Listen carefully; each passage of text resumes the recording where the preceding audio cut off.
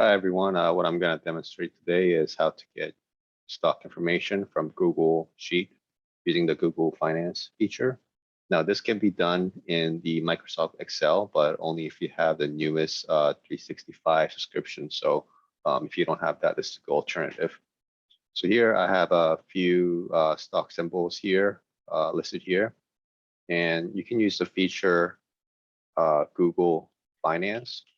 So do equal, type Google Finance, open parentheses, and then it will tell you the type of attributes that the formula requires. So first thing that is requiring is a ticker symbol.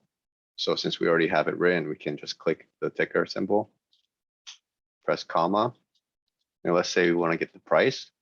Make sure you put the quotation, the price, and simply close parentheses, and it will give you the price of that stock.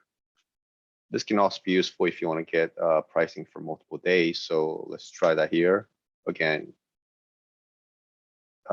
equal Google Finance, open parentheses, ticker. And again, we'll do price. This time we're going to use all these functions for start date, end date, and how often they want the price. Press comma. Start date, let's say January 1st, 2021. You have to make sure you put the quotation, otherwise it's not going to work properly. And comma for end date, let's just say to January 31st, 2021, again in quotation, comma.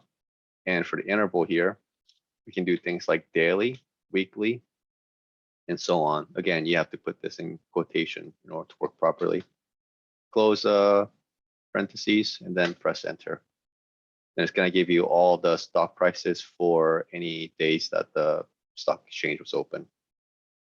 There's also many other Google Finance functions that you can do, and I'll put the link for where you can find all the features. But to demonstrate a few others, you can do Google Finance, ticker, volume. Make sure you put it in parentheses. And if you want, you can also do the dates if you like to specify, but otherwise you can just leave it here and then press that.